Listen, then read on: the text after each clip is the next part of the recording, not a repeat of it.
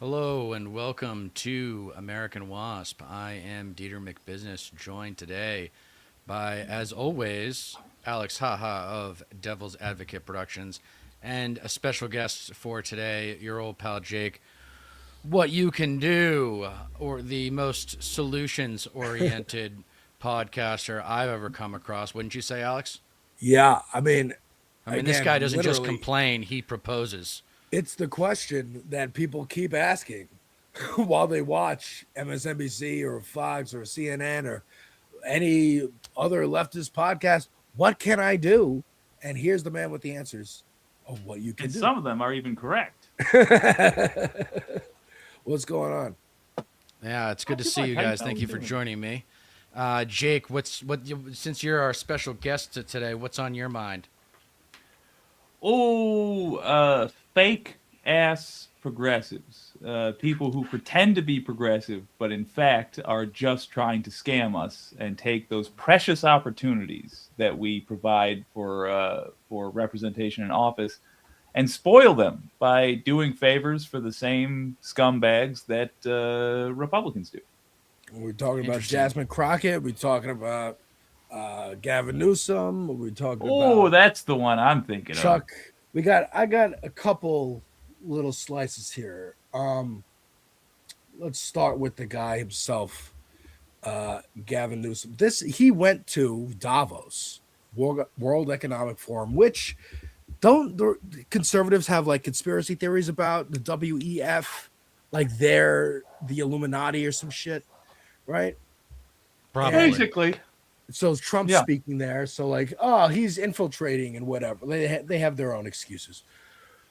And Gavin Newsom went there to be like the top Democrat opposing party, like, hey, we don't all agree with this lunatic, some kind of representative. Well, I think it's even Which, simpler than that. He's just in campaign mode, and this is like yeah. him being in the public eye as much as possible. So I don't fault Gavin for going to this, but I'm excited to hear the criticism of him because I've got plenty of criticism Yeah, for him no, as I well. don't. I don't fault him for going. That's not my criticism. I think it's happened in the past, right? When like Bush was around, or even in Trump won, there were like top Democrats who were like, "Hey, we're gonna go too," to kind of just be like, "Don't worry, we're gonna get rid of this lunatic and try to keep our international relationships alive." But Trump, I guess, was told that he was there, probably knew he was there, and decides to roast him.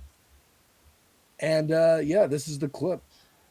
After, From by that the way, stance, he dares to roast anybody. I know this is after now. Gavin Newsom has been tweeting like Donald Trump, trying to mock him, trying to Right. get out, and like you're saying, he's campaign mode, trying to position himself to be the top Democrat who can beat him. And he just got owned by Ben Shapiro in the year 2026, and now Trump himself. Help the people in California. We want to have no crime. I know Gavin was here. I used to get along so great with Gavin when I was president. Gavin's a good guy. And we're gonna, if you needed it, I would do it in a heartbeat. I'd love to see. We did help them a lot in Los Angeles. Good Isn't cameraman. that effed up? We had some problems, but we would love to do it. I would say this: if I were a Democrat governor or whatever, I would call up Trump, come in, make us look good, because we're cutting crime down to nothing, and we're taking people out, career criminals who are only going to do bad things, and we're bringing them back to their countries. But where we've done it has been amazing, and we have a capacity to do it at much greater levels. We're cutting illegal aliens off welfare and other government benefits, and I've directed that starting immediately, there will be no more payments to sanctuary cities because they are really just sanctuaries for criminals. They're really protecting criminals, and those are the ones we have to get under country: murderers, drug dealers, the mentally insane. They emptied their mental institutions into the United States. What are they hoping for We have the with the lowest camera on Gavin? we've ever had in the history of the Footage country. of it. Just came out. But equally importantly, Yeah, we're he does something weird with his more than hands. $19 billion in fraud. I mean, you He gotta does this know. thing. He does. What, $19 billion in fraud? It's about synergy. He does this thing. That's the Gavin like physical expression. He's got busy hands. But yeah, I mean, I think Do you this think he was tweet- communicating to his team just then? This Was tweet he by saying, Nina like, Turner No. is interesting to I me. I think Gavin's a little bit like Obama, where when it comes to being in public, he just errs on the side of lowest friction possible. I think so. You know, I think so too. Being as chill as possible. But he is if a Californian. I see this tweet by Nina Turner, all that tough talk, and he just stood there and took that from the president. Gavin Twitter fingers Newsom, right? And someone was like, "What is he supposed to do? Heckle him? Why not? Like, why not? Give it back to him. You're in the room. They all hear you. People are looking behind you. There's cameras everywhere. There's gonna be footage of you. Like, you have to be doing something. You could walk out. You could. I don't think he has to. I mean, I get what you're saying. I would agree. Saying for him, give him an particular, air trying to pump or be, I'm the something. big tough guy. I could take on this Bully. Nazi stuff, but I'm not going to call them Nazis. I'm going to sit down with Ben Shapiro. Actually, I'm going to because you can see the conservative frame being broken, be the pro-Israel and the anti-Israel and the just full-on anti-Semitic were Nazis, and the we want to court you, but we don't want to go fully there because international stage and corporatism or whatever. I think he's trying to make deals with that side, and I think any kind of making deals, any kind of sitting down with Ben Shapiro and getting not making him concede to you on your own podcast as a governor. Why do you have a podcast as a governor? Well, all the things that you're saying about his podcast, about his style, suggests that he wouldn't do what Nina Turner wants him to do in that moment. She's expressing a desire that a lot of us have, which is someone with a big stick to get up in the face of MAGA and tell them to shut the fuck up, sit the fuck down, and let the educated, enlightened, and empathetic go to work. But Gavin's not going to give that to us, at least not in that context. He's going to pack a punch better if he times it up better, at least according to him. But I'm interested in, what you can do. Jake, what you have to say about this as well before I go to mute so you guys don't have to listen to the dogs. I just think those are unrealistic expectations. If we're sitting here trying to say what stunt should Gavin Newsom have pulled while Trump was speaking, it's just imagine applying that standard to somebody whose politics we agree with. If AOC was there, like, oh, she didn't interrupt him correctly. Oh, she didn't make the correct rude gesture. We're not interested in a new Nancy Pelosi who's gonna do one of those. I'd like that. I'd like the occasional rip into Trump, but it's his politics that I have a problem with. The fact that he's there at all, the fact that if he's there, he's not there to tell all those people that they're killing the planet, which they are doing. They are conspiring to kill the planet. Mm-hmm. That's the problem I have with him. It's not how he conducted himself while Trump was blabbering on yet again like a jackass. I think Nina Turner's point is less so like he should have actually done it, or more like this is how he's talking. This is how, the way he's talking on Twitter, it's Twitter fingers. Like literally, like you're not gonna back up the way you're acting online in person because you're not that guy. So stop trying to do that. So stop trying to posture like you're any kind of change, against the establishment. You're just a puppet, another different puppet of the same rotten system. It's, people like AOC who's like, hey, yo, you guys are going to do rescissions where Congress allocates money to this agency, and you're just going to decide on a whim not to allocate that money, then we're going to do that when we're in power, and we will be in power. Reiterating that this will end, reiterating about prosecutions, and we'll get into Zoran in a minute, but reiterating that government can help you and has just chosen not to for all this time will make people kind of, hopefully, do what they can do, if you will. Yeah, I mean, I do agree with the he not backing up his words on Twitter, I suppose. But again, it's. I do think if this gives me any hope, it's that progressives are looking for ways to attack Newsom. I'm glad that we recognize that he is the enemy. He is not a friend. He is going to take up space that we need. And at this point in history, it is at least three factions, I would argue four, but at least three factions being the Republicans, the Democrats, and the progressives. And every seat a Democrat wins in the primaries is one that the progressives didn't win, and that's a problem. I think Newsom, because it's very early, right? We're talking about 2028. It's the midterms now. It's already kind of early to even talk about that. But like, the presidential cycle's just been constantified where it's just always happening. So let him take the arrows. Let him be the Ron DeSantis of the Democrats. Let me ask you this, Jake. Be built up. Okay, so a couple things about Newsom. One is he's a capitalist, but he used to be way more progressive when he was younger. It's like he used to be for Medicare for all, and then he flipped on that. That's the big one that everyone points to when they talk about the younger Newsom being the better Newsom.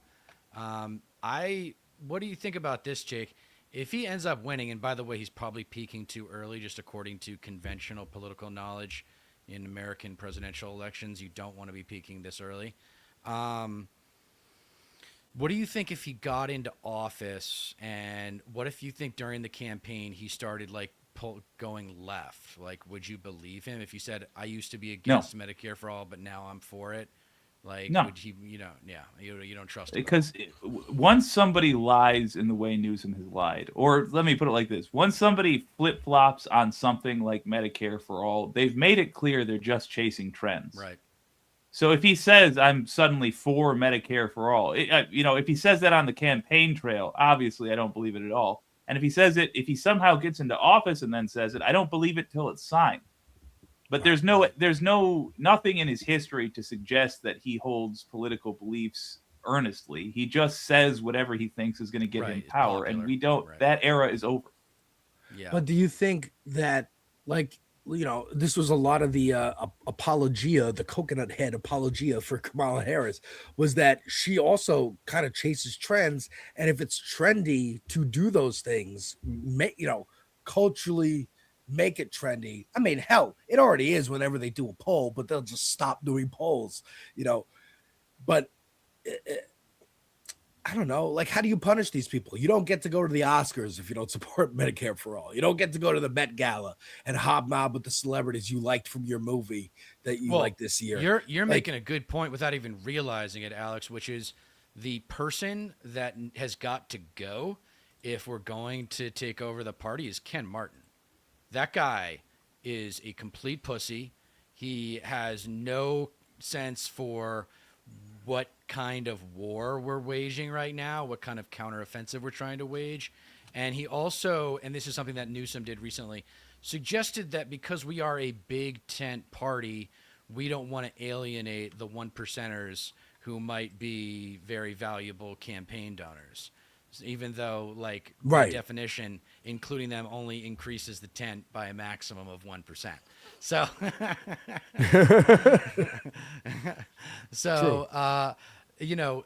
Ken Martin's got to go. That he's a Gen Xer. I'm of the opinion that we need to leapfrog Gen Xers and go right to millennials, at least in terms of candidates. The organization that I keep preaching, it's selfish, is the DSA. I feel like a lot of people, and if you look at the polling, it's not a mystery why, are despondent with the establishment Democratic Party, and they're looking for something that's actually further left, that's more in line with Zoran. And the DSA seems to be the only place. There are activism groups, but a lot of them that I've come across in the communities that I've lived in over the years, they're very issue specific, local, to the point of it's only affecting, they're only really worried about what's going on in the city council. They're not worried about what's going on in Washington, D.C. even though, like, for this controversial energy facility in my district, Newsom's all about it. The current congressman's all about it. And it's a horrible idea. It's going to be owned by private companies. It doesn't make any sense. And yet it's part of the Green New Deal. So the left has some sorting of its own house to do before 2028. And I think something like Project 2025 for us would be great, but it's a matter of who puts that together. So I have a question. The Green New Deal is like AOC's legislation, and that never got like passed through Congress, right? But people are I guess Democratic states are looking at the legislation and trying to implement some of the policies on their own on a state There's level. Some projects, yeah. Okay. So it's a mismatch, it's a mishmash of public works projects, but it was slapped together by a lot of different people 10 years ago in a hurry for Bernie to have something to talk about. And it includes a lot of public works projects where once the project is done, and this is the big differential that I think a lot of people can understand. It's one thing for a municipality like a county, a town, a city to pay a private company to build something for them, whether it's an energy facility or water filtration, whatever. But then for a private company to own and operate that facility after it's been built is completely exploitive of the ratepayers for whatever that utility is. Right. Yeah, just watch the movie Eddington. It's about a data center. I'm just going ahead. So I think the left needs to be reflective. And go ahead, Jake. No, it was a bad point. Do go ahead.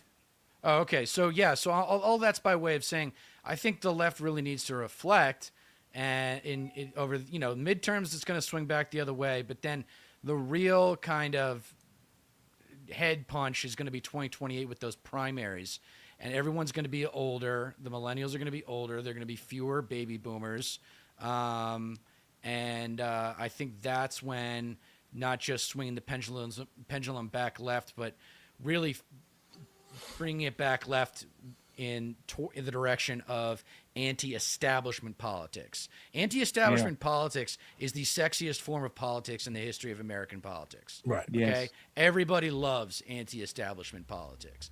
So what we can do is like what Zoran has done, where he wins. He has he's taking care of himself in a little bit with the Jeffries thing, but he's gotten his governor to adjust to him. Now, wouldn't that be nice? And this is part of my theory, Jake, that I've talked about on here with Alex before, is that I really believe that if we're going to have real progressive change in America, it's got to start in the cities, and then it spiderwebs out of there into the suburbs, and then eventually it gets to rural areas. I mean, I wish we could start with rural areas. They're so desperate and in the shitter economically, but goddamn, I mean, when you keep voting Republican for 60 years, it's tough to feel sorry look, for you. There's rural areas in upstate New York.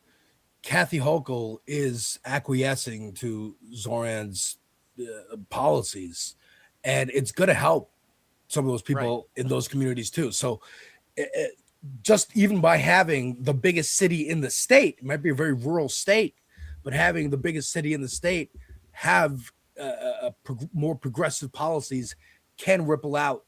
And again, let's not echo trickle down or any of that kind of shit, but it can lift all boats. A rising tide lift all boats. Yeah, the cliche. Careful with the cliche. I'll take that. I have two thoughts that go against what you've said with rural areas being out of the picture as a first step. I do think we should, as groups, we should be concentrating on cities, just because cities are a bigger example. You can get stuff done faster. And like we're going to see with Zoran Mamdani, it's going to help people's lives and be a model for the rest of the country. But rural areas, for the same reason that the city has all those great things, rural areas have less people to convince. There are towns where if you total up all the voters, it's like 200 people. You can have 200 conversations in 6 months. And if you've been voting Republican for 60 years, we both know that means you don't actually know how any of this stuff works. You have no idea how government works.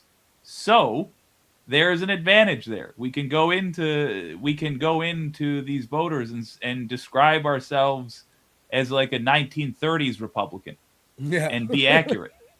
It would be an accurate descriptor. Yeah, and they're going to hear something different, but when you explain your economic plan for them, they're going to like it, and you're not lying to them. Yeah. And I think it works exactly like that. You're saying, Graham it Plattner can work. It doesn't in Maine, necessarily work, but go ahead. right, true. But you got someone like Graham Plattner in Maine, who's bringing this message of like, I'm a fucking farmer like you guys. I'm mad at big ag. I'm mad at the wars that I was sent to and fought in, and then became disillusioned by. Speaking to most of the like farmers and military, that's very rural, and so having a voice, that's big tent. The big tent large enough for one Elon Musk, as Rokano once suggested.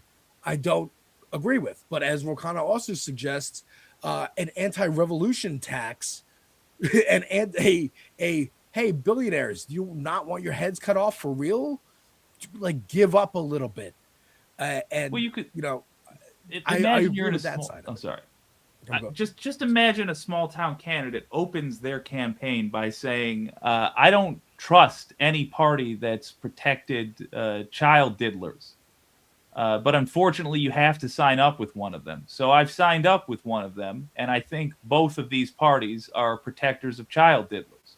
Yeah. If anything, I've already guaranteed you that at least one child diddler protector will not be governing you by taking their seat. You just start by being blatant about how the fact that we in this small town should not trust the political parties in charge, and that the political party you're part of is irrelevant. Now, here's the economic message. Okay, so a couple things. One is, I think intellectually you're right, but emotionally, I think it depends entirely on what rural area we're talking about. And who the messenger is. Because if you go, and I got to tell you, there's a lot, like I define MAGA in my essays as Confederate flag waving, Bible beating, gun nuts. Those three cultures overlapping in a Venn diagram, plus heartless one percenters. Okay, that's MAGA. And they're manipulated by the heartless one percenters. But the point is that it's the three big conservative cultures. It's the Confederate flag waving culture, which is explicitly racist. Then there's the Bible beating culture, which is not only implicitly racist, it's also implicitly capitalist. And then there's the gun nuts, which are just like these lost souls that you hear about that listen to the manosphere all the time. And, I distinguish in my essays between responsible gun owners and gun nuts, right? Like, you have to make these distinctions. So I think any area where there's the Confederate flag, there's no fucking way they're going to give a good goddamn shit about what you have to say if you're a Democrat. They have been programmed to think that the Democratic Party is the party of evil. But I know you're saying that this would be a new pitch, and I think that's good. But it's gonna ultimately the message. I guess what I'm saying is your message is intellectually valid, but the success of that message depends on who the messenger is. Yeah. Yes. If you have that messenger needs to be tailored to the specific rural area. If not, they're just not going to trust him, Jake. Yeah.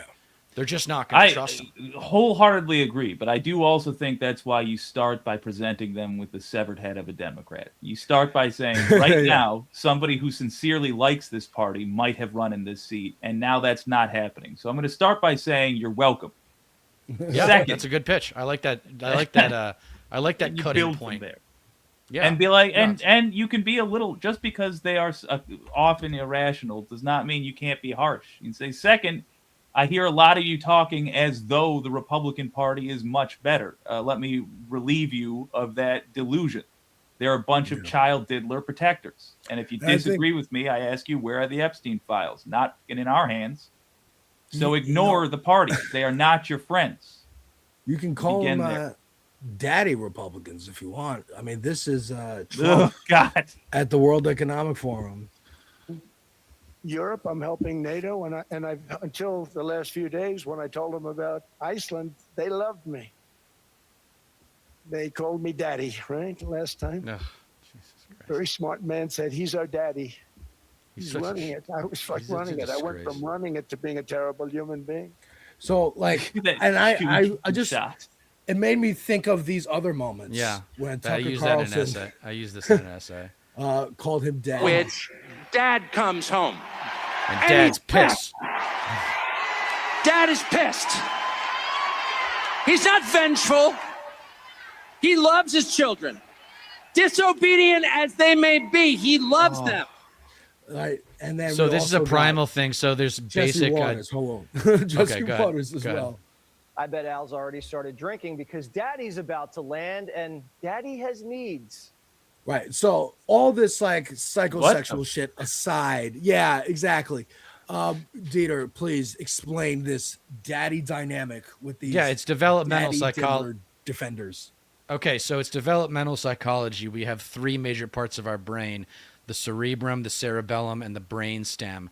Our relationships with our parents are in our cerebellum. It's the oldest, one of the older parts of our brain. The brain stem is the oldest part, and there's probably a lot of people who know more about psychology could tell you that some of this stuff comes from the brain stem too. But basically, our survival instincts live in these places in our brain. And when our survival instincts are activated, we want to go to the biggest, strongest person we know. And according to the perspective of our inner child, it's daddy. And this is not anything new. This is what he did in 2016. He just did it more explicitly in 2024. And down in the deep south, they talk about the security of daddy and how that's appealing. And you know, it's like I say, you don't, just because you got money doesn't mean you're not white trash. Well, I also say just because you're a woman doesn't mean you're not a misogynist. Yeah. Yeah. And aren't we fucking adults here? Are we not Yeah. adults? We are. Jesus Christ. I mean, They are not. That's the whole premise of my show.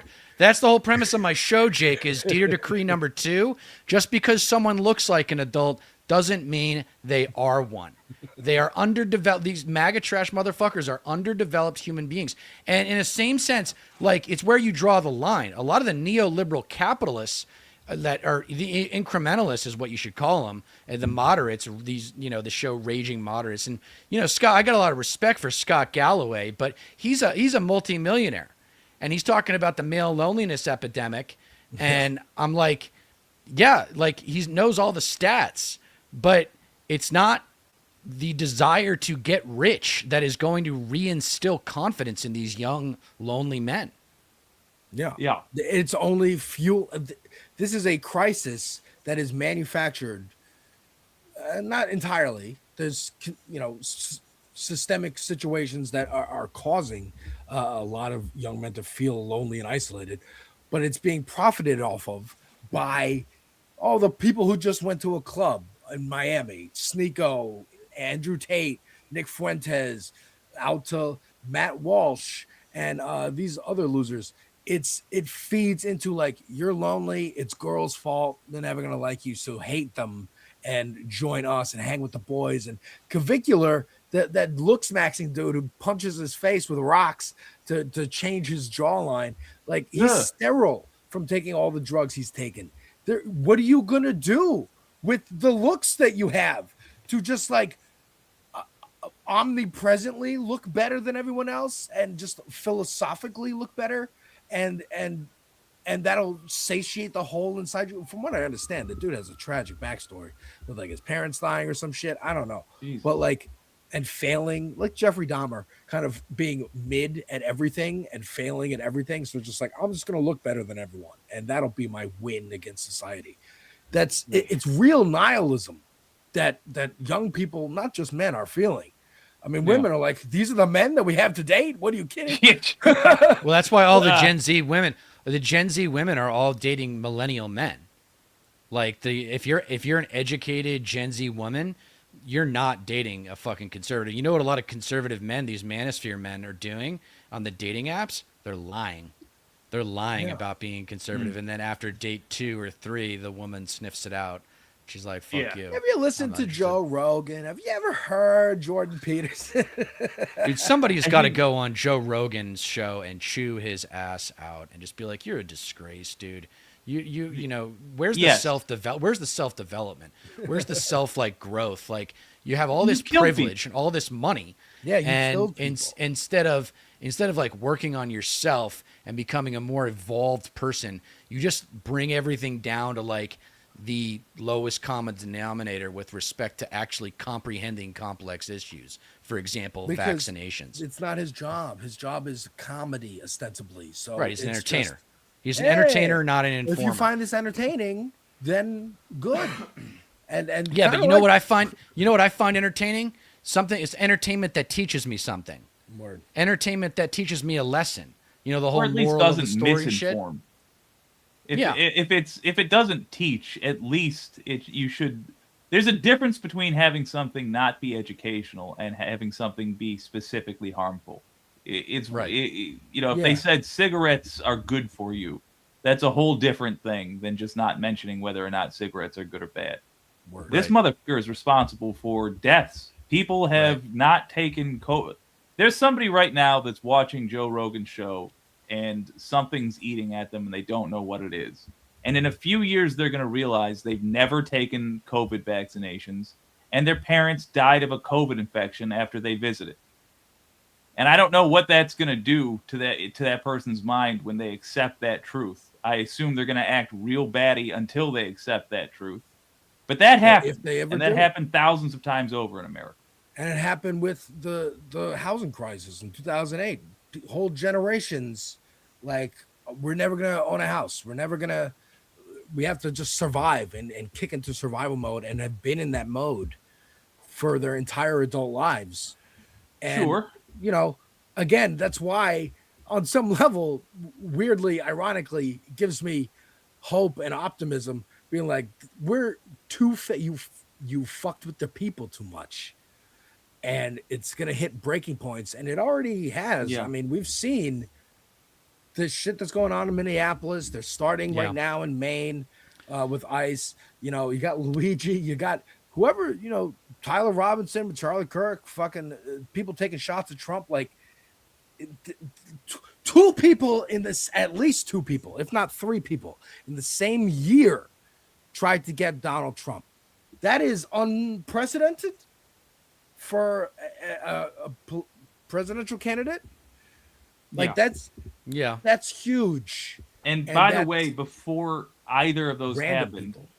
and I'm not Nostradamus here, but before either of those happened, I said that the folks that were going to take a shot at Trump were going to be conservative because it will be a shock to conservatives that this guy is lying, and we've had years of getting used to it.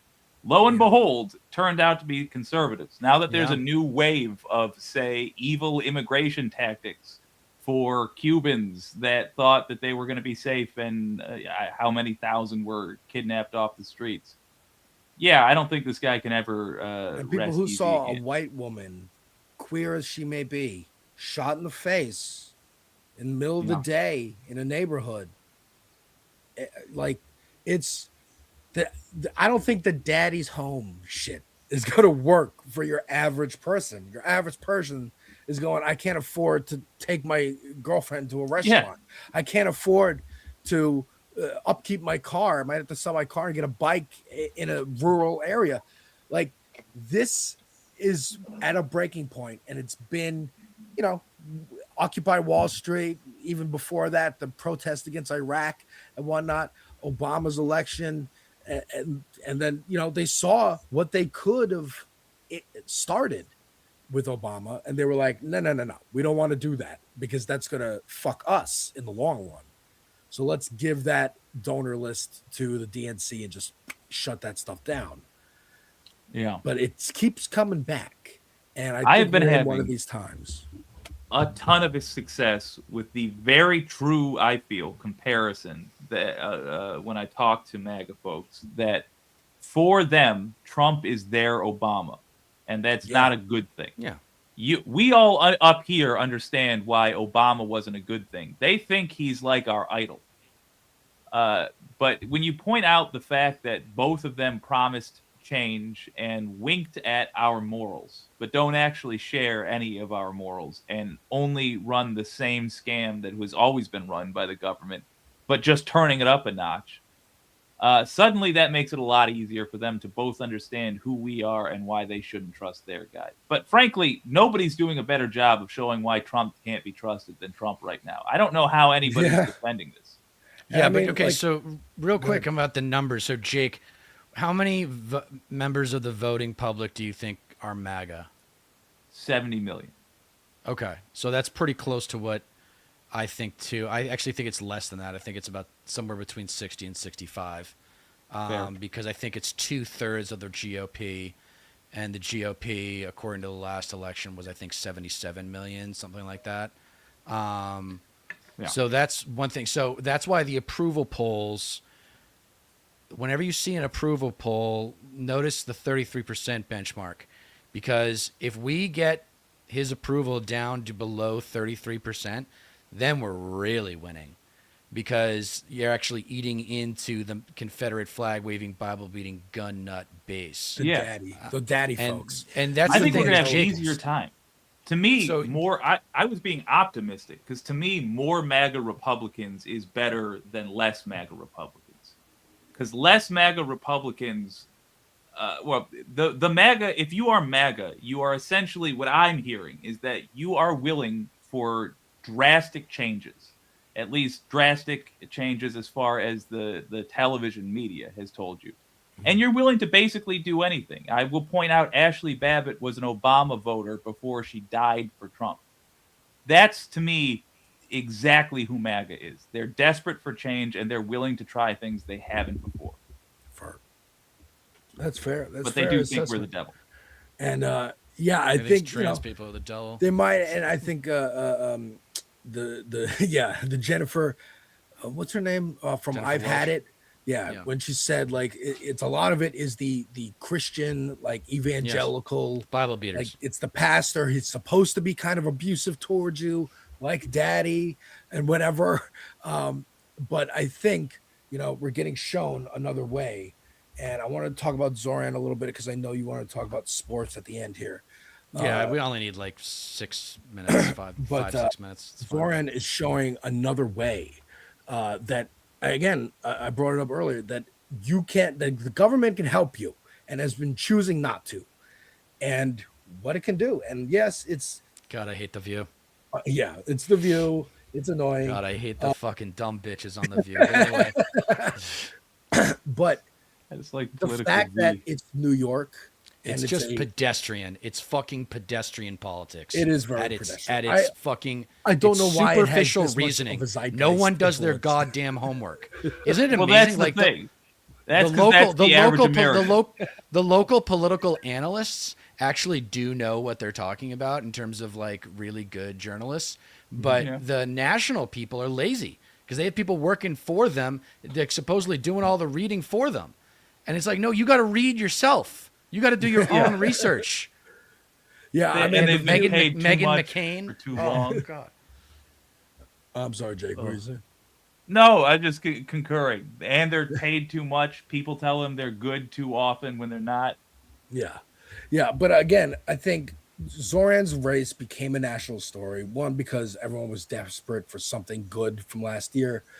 There was also worry on the establishment side of like, the socialist Muslim in New York after 9/11. What? 9/11, 9/11, 9/11. And it is failed. important. Like, it is important that New York City did experience 9/11 and then over 20 years later elected this man as mayor as like a refute of like, no. We are New York fucking city. We are the greatest city on earth. We do forget. We are smart enough to recognize this man is not in Al Qaeda. He was not flying a plane when he was fucking 10. Never forget Has anyone- doesn't mean has any- become racist. Right. Has anyone ever actually taken the time to have like a chill conversation about his Islamic identity and like how his, because I've studied he has a Intro. little I took Intro to Islam in college, and there's like 4 basic factions, and then they kind of become their own little things, like the Sunnis and the Shiites and so forth. And I'm I like, think so like it would be interesting to hear like him talk for like a half an hour about where he fits in that culture about think, which Americans know very little. He's done that a little bit when, particularly in like clips of him answering questions from the public. He did an event at the Museum of the Moving Image where he had just people come asking questions. He lots of videos of him talking with like in Hindi or what does he speak? Urdu, I believe. And talking about like how that's informed his politics going forward. Jake, you have the Quran with you. Yeah, because I live in the most Muslim place that isn't the Middle East. Yeah, I'm trying to think of. Yeah, I gotta say, it's exactly like Christianity. If you look at the broad strokes, Patriarchy. a series of excuses for being a good person, as though being a good person requires an excuse. Right. A lot of I read this whole thing. I don't understand it. Not Really? a word, but it's. You read the whole I mean, fucking it's just thing? well, in chunks, yeah. And I did Jesus. there's a YouTube thing. Well, it's actually not a very big book, but it's just parables. At least the copy Right. I have, the English translation of the message of the Quran. But it's Right. just it's just parables, and I'm Yeah. trying to. That's you know, how I'm Jesus making, spoke I'm, was in I don't wanna parables. belittle. From what I understand, Yes. Judaism is chapter 1, Christianity is chapter 2, and Islam is chapter 3 Yeah, of the Yes. same book. you know, Yes, it's a but good. they're all, but it's funny trilogy. because the it's ironic though that the chapter 1 of what you just described is like it's like the Old Testament is fucking fire and brimstone. Yeah. But the culture of like modern day educated Jews is usually pretty progressive, as is evidenced in Zoran's numbers with Jews in New York. Yeah. So, you know, the one that's supposed to be, but at the end of the day, all 3 are patriarchal. It's just Christianity took it to another level, and Islam took it to an Mormons is explicit chapter level. 4. Mormons is chapter 4, as we all know. That's yeah. true. Yeah, let's That's Talk the about weird patriarchal. reboot that was on TV. Yeah. The Let's see made-for-TV Zoran movie. talk about what can be done when government tries to help you. I'll be honest, it feels incredible. Yeah. You know, this is the dream of a lifetime. And we've always wanted to build a city government that moves as fast as New Yorkers do. Sweet, man. You know, when a New Yorker's trying to walk somewhere, you don't get in their way. City government, it hasn't felt like that for a long time. So we've wanted to say that there's not going to be any problem too big or too small for us to address. So day 1, we put bad landlords on notice right after that inauguration speech. You know, day 6, we fixed a bump on the Williamsburg Bridge. Day 8, we announced more than $1 billion in funding for universal child care. That was a huge bump, by the way. Where's that money coming from? That's coming from the state. And what that does is it allows us to fix universal child care for 3-year-olds and deliver it for 2-year-olds. We actually have a mother in the audience, Mallory, who is here with us and who, when the announcement was made, texted her husband to say, it might be time for a second kid. And I think so often we think that these are decisions families are making on their own, but really we're giving them no choice when we say that childcare costs $25,000, $26,000 a year. Now it's something that they can actually get for free. Right. This is, I mean, and if I want to, you know, there's more clips, but this is a quote from Matt Walsh here, who said, "No problem too big or small for us to address is perhaps the most ominous thing a public official could possibly say, also the most un-American." And I would like to say to him, you don't care about birth rates. You don't want birth rates to go up. You just want white birth rates to grow up because you're a fucking Nazi. And this is the pro-birth rate party. It's the Democratic Party. Is the party for making shit affordable. Affordability came out of his campaign. And now it's like this big word that people are tossing around. And we got to address this. And there has to be a question on affordability for every candidate that came out of this fucking movement. That's big. Yeah. Yes. That's big. there's going to be nothing more effective for advertising what we believe in than the success of candidates that the success of policies by candidates that we believe in.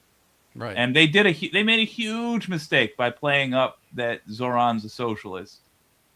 Because now everybody knows that this is what socialism looks like. Even if that's not accurate, that's what everybody's thinking is, New York is what socialism looks like? Give me that, please. I want Robert De Niro I want to run into him at a sandwich shop. I want to, I don't know. It's a great Dua town. Lipa, Have you been to New York a few times, Jake? Just to visit my sister, and I'm not fun in person. As you were describing on a show the other day, I'm like meeting Larry David in person. You don't want to socialize. Well, But I introverts think, make good political commentators. like you're just saying about The View, it is inexplicably important to American zeitgeist after 30 years of being on air. No, it's the housewives, right? Annoyingly, it's actually the most important voting demographic. Yeah, is suburban white women. seeing this And friendly they watch Muslim, the View. They watch the View, and they're like, "Oh, I'm informed now." saying this friendly Muslim socialist. Come on, Actually, all you know what? smiles. That's His what cheeks Jennifer gotta Welch. hurt. So that's what Jennifer Welch and the I've Had It podcast, their goal should be, is to Yes. replace the View. That's Yeah. their Yes, goal. indeed. That's we their need goal. that. Get her on Yeah. The View. Yeah. Get her on Think the it View and then over. be like, and by the way, you're all fucking fired. And now she's in because I charge. actually do my goddamn homework. And now Let me she's in just- charge. Float this out to you. How often is The View on? Is it like a 1 hour Every day. a week? Every day? Yeah. Okay, so look, it's not crazy for suburban white ladies to say, I watch a show that talks about politics for an hour a day. Of course I'm informed. So I think Alex is correct. We just need to get the right people on this show to straighten them out. And until we get that, some sort of pressure on the show to let their audience know you're being misinformed by these cackling crones. Crows? I don't know if that's a thing. Crohn's is word. By these cackling weirdos. Yeah. Yeah, no, I mean, look, Barbara Walters started it. I think that's where it got its credibility to begin with, Yes. if it ever had any. Oprah is not on the air anymore. She has her own It's network, really the and next she's- step from Oprah. Yeah, I mean, this really Yeah. was. It is. I mean, Oprah was the around that start of this, time. and Yeah. Oprah was a lot more respectable because she stayed in her fucking lane. But she gave us Dr. Oz and Dr. Phil. Yes. And she needs to answer for that. She that does. reckoning needs to happen too. Yeah, absolutely. Especially within I was going to say the woman community, especially amongst middle-aged women of a certain age, and also particularly Black people need to reckon with Oprah. I'm watching a video from Lil Bill about like Jay-Z, Rihanna, like Black excellence, Black capitalism. But that's a featuring trickle down Marcus process. Garvey. So I would argue that that's a trickle down process, and I say politics is Star Wars, policy is Star Trek, political marketing is, depending on your audience, is either Jurassic Park or Inception. And it's Jurassic Park when you're talking to most people because you got to kill the dinosaurs of Reagan and Clinton. And then you got to eventually kill the dinosaur of Obama too, because it's like so many people are hanging on to Obama because he was just like came across as this decent guy trying his hardest. But I mean, ask anybody who actually paid attention to his years in office. The guy was preoccupied with getting everybody to like him. Yeah. Like the guy was obsessed with getting everybody to like him. He cared more about a monument to himself than he did about people living or dying. Yeah. That's who he was. That's his character. Man, that's wow. But it doesn't have to be. We got more clips like this. Orders. And that's very important. But I just want to say, listen, if you can do what you say you can do, you will not only remake the city, but you may help remake the nation. Yeah. So, my fingers crossed for you. New York City Mayor Zoran. I'm a dime. I didn't get the last name, but nobody heard. One by one. One by one. One What'd by she say? one. She said she didn't get the last name right, but she's getting there. And Zoran said, one by one, you'll learn it. And I think one by one, people will look at this duopoly and go, Chuck Schumer, JD Vance. I don't know. I like the people who are screaming about health care, free health care, free fucking child care, affordable groceries, basic things that we all need and we took for granted for so long. And they slowly priced us out of. Mm-hmm. The y-axis of what you're talking about is age. And that's actually something that conservatives don't have in terms of marketing angles. They're all the same. All the conservative like values are like minimize government, tax cuts for the rich, excessive military spending, fuck the immigrants, fuck the blacks, fuck the women, like and their reproductive rights. It's the same messaging across generations. With our side, the generational divide is the internal problem. That the boomers still have so much power and are still hanging on to that power with a death grip. Yeah, it's not even that they're boomers. It's that they are running the scam that worked on the boomers. The neoliberals, the people that I know are that, but pretending to the be people who are, but like Nancy Pelosi, for example, and Hakeem Jeffries is a Gen Xer. I know that, but my congressman Salud Carbajal, he's a boomer. And he's a Mexican-American immigrant. So he fits the profile of a great candidate, but then he gets into office and just does what he's told. And he's, you know, he raises a lot of money out of this celebrity town. I won't say where, but there's a lot of celebrities that live there. And as a result, Salud Carbajal is the first guy that you see when Biden comes to do the State of the Union. He's sitting there right there. Position A1. Is my congressman, Mexican-American immigrant, and 90% of the money that comes into this district from the federal government goes to the military-industrial complex. Of course. And we've got homelessness issues. We've got housing issues. We've got all sorts of problems. We've got energy problems. And yet with all that, you know, it's like you're, in terms of if you wanted to be a public servant, like either the city you love or the area that you love, like this would be prime real estate for any congressman.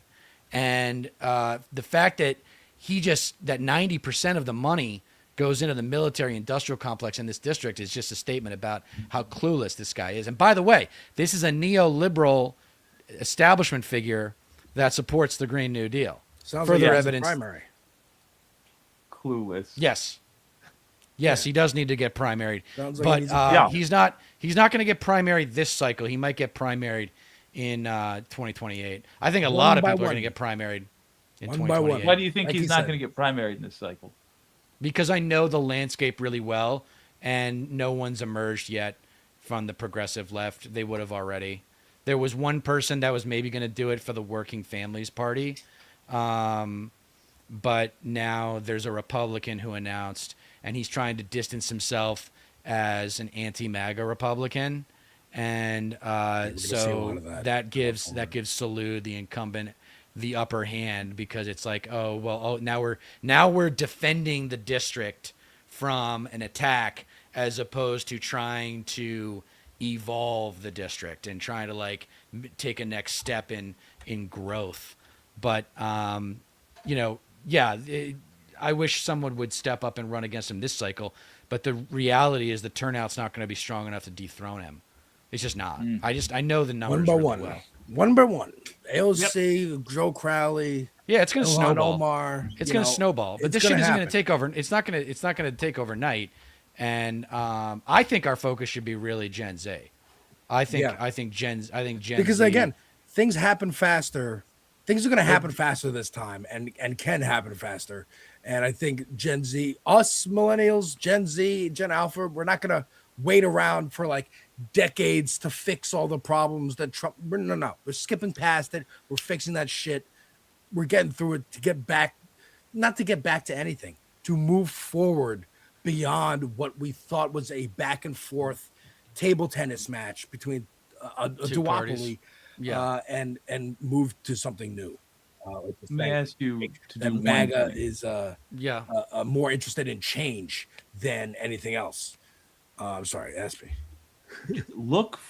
Keep track, whether they win or lose, of who is running as a progressive this very time. Because progressives, I think we'll agree, are correct about what needs to be done to get this country back on track. That means eventually it's going to happen, whether genuine progressives do it or not, because we all want to survive. And when it happens, it's going to become popular. When it becomes popular, there's going to be 1,000 Gavin Newsoms out there pretending to be progressives. Right. So everybody who's running right now as a progressive, we ought to keep track of, because we know they're on the level. Now, let's move into sports. Dieter, what did you want to talk about? So, well, I'll talk about this. I think the left has a lot to learn about the culture of competition. And I think the culture of competition is the craft of competition.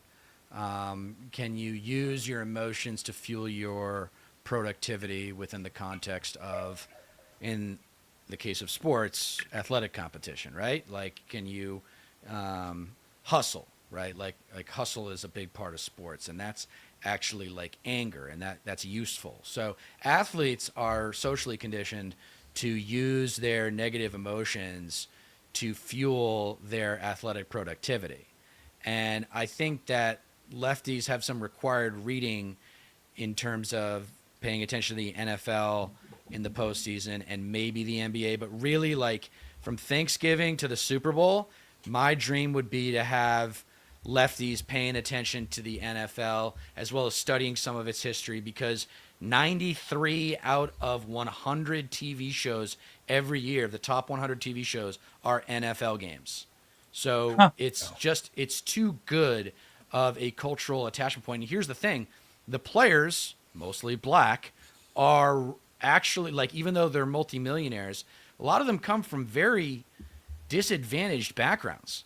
They're just freakishly gifted, so the system finds them early on in their lives, gets them to go to an SEC college, and then they get drafted, yada, yada, yada. This all happens in a phase of 18 years or 22 years.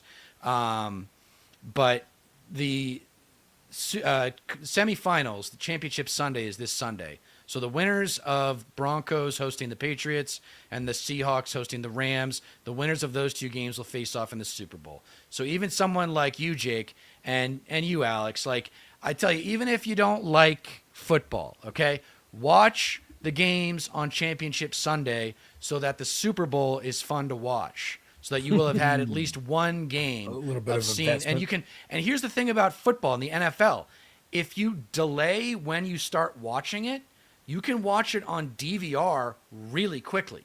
You know, like if you're watching on your screen and you just tap 3 times and it goes ahead 30 seconds. Well, that is basically the time in between plays. So handoff, running play, 1, 2, 3. Now you're on to the next play, and it's a play action throw. And I used to listen to Bill Burr for a lot of years, and he would talk about, he would always watch on games DVR. that he DVR'd. Yeah. And like, stay away from spoilers from social media. Yeah, you can get through a game. You can get through a game that would normally take you 3.5 hours. You can get through it in 20 minutes. So even if you're not watching this weekend, Jake and Alex, I would encourage you to do so, because it'll make the Super Bowl a lot more fun. And then the Super Bowl is something I'm trying to, like, get people to pay attention to, because, like, I think you can learn a lot about America through the NFL, specifically our fascination with violence. We are obsessed with violence. Why is the NFL the most, popular sports league? It's not just because it's one game a week. It's not just because it's, like, played in the athletes all have to be huge to play it at that level. It's because of the hitting. It's because of the hitting. We want to see bodies collide. It's big like men miniature running into each other. It's like miniature car accidents every play, and we fucking love it. And then what do you guys know about storytelling? The stakes. The stakes are higher because it is such a physical sport, because you have to wear all these pads, and because if any of the three of us went out there and tried to catch a pass thrown by Tom Brady a few years ago in the NFL, we would get absolutely killed. We would be killed. It would be over Chuck for L's us. point, I just turned to dust. I find it easier to watch hockey because of the violence. and they're actually allowed to fight. But also, it's faster. It's a lot Oh, faster. there's constant action, but And you it's the can't same do the game, DVR. dude. Hockey, but you can't do basketball, the soccer. you can't do the DVR trick with hockey. It's too fast. There's too but much action. It's all the same game. It's get the ball from this side to that side. One of the teams is going to get more points at the end. That's why narratively I find it very boring, because it is. But the narratives of the players themselves, their come ups, where they went to school, and this and that, and the rivalries and whatnot. Look, heated rivalry, I know, is very popular right now. It's also a hockey show, but I think the sports thing is important for lefties to be in the space. You got Stephen A. Smith on fucking know. ESPN spouting dumb shit out of his mouth. You need more sports people. This is yet another moment where I will reiterate our call to action. Get Emma Vigeland to start ESPN again on this space. Get her and Deter on a stream with Lumencast, who's up next. Jake, I don't know if you're into sports that much, but I know I'm going to try to get into it just to keep Deter company. Yeah, just watch this He Sunday, had dude. good It doesn't take long. You got to. It's a good point, yeah. Thank you. I appreciate that. Well, I just wanted to make sure I've squeezed that in. We got to get out of the way of the next show. Lumencast is coming in. Until next time, I am Deter McBizness, America's favorite white Anglo-Saxon Protestant, reminding you that you don't get change in America by asking nicely.